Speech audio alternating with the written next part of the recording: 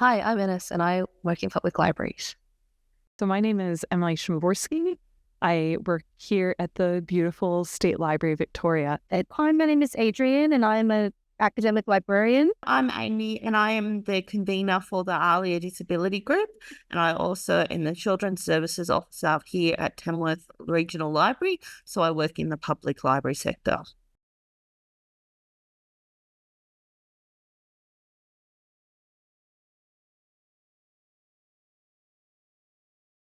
And so to me, libraries are a place of belonging, and the best way to ensure that they are that place is to have diversity within our ranks.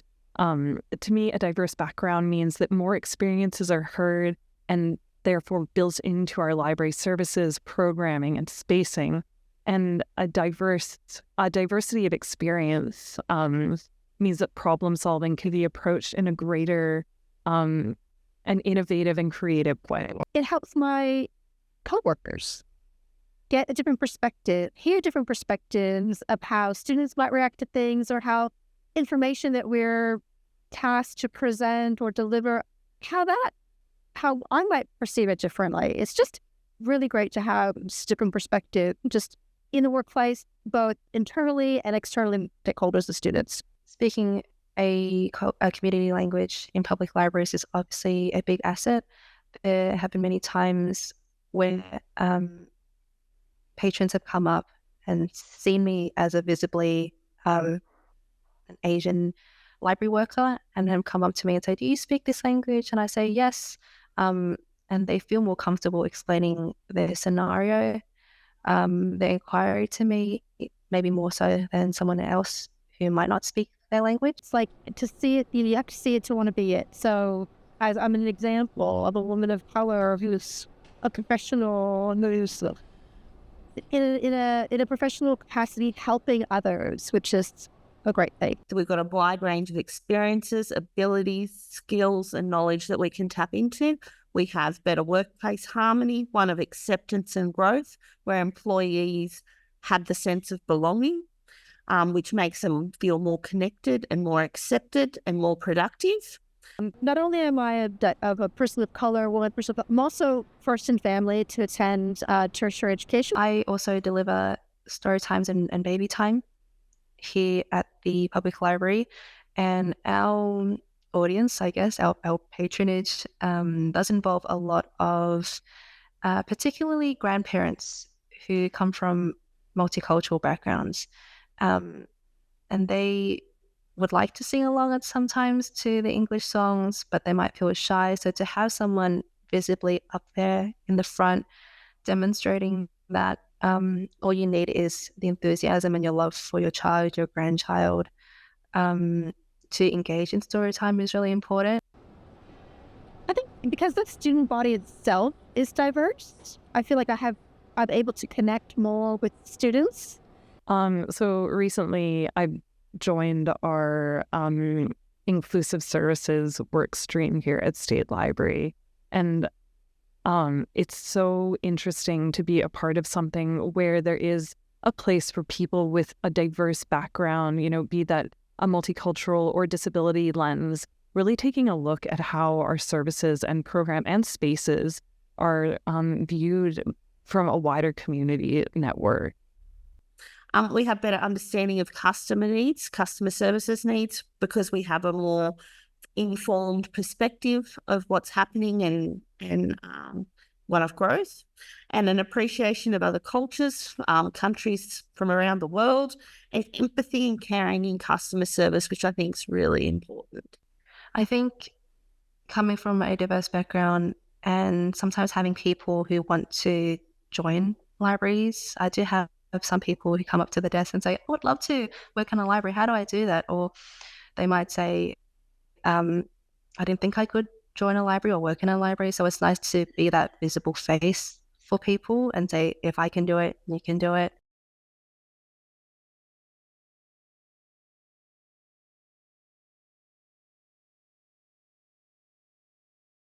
So to improve diversity, equity, and inclusion, it's essential to prioritize recruiting and retaining staff from diverse backgrounds.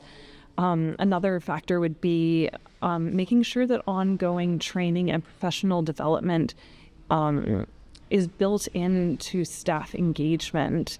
Another aspect that could be brought on is greater community outreach to ensure libraries are accessible and relevant to all community members, including marginalized and underserved populations. And then finally, also establishing policies and procedures within our libraries that promote belonging and accommodate diverse needs. Well, by hiring a more diverse workforce, including programs or services within the library that are delivered to students or patrons if it's a public library that target certain groups that are for certain groups that are accessible.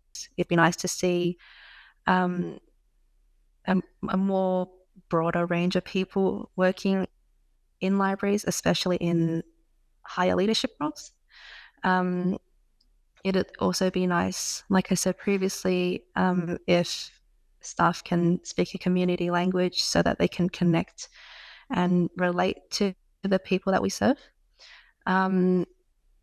To have that sort of representation in the workforce is so important. It shows that to our patrons, people like you, people like us are welcome and can do the relevant and important work in libraries. We can be professionals in an industry, in a career. The main ways that it can be done are through promotion of diversity through workplace policies, offer diverse opportunities for the staff, for people, for clients, for anyone coming into the library. Be supportive, show understanding and empathy, educate others about diversity, equity and inclusion. So whether that's the leaders, right up the top, right down to the bottom, have everybody trained in those and educate them about those. Having a mentorship program in the workforce, diversity training, as I've said, understanding and acceptance from management. I think a lot of it comes from the management team. If they're accepting of it, then it's going to follow through into every branch. Communication. So communication is vitally important across all the boards, and it helps to promote inclusion.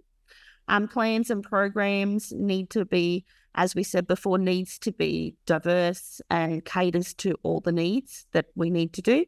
And the job is inclusive to all and accessible to all. And lastly, diversity is encouraged, accepted, and equal opportunities for all. So we should be thinking about accessibility and inclusion from the beginning, is to the point where we shouldn't even think about it. It should just be part of our normal, in our normal checklist. So is it inclusive? Yes. Is it accessible? Yes.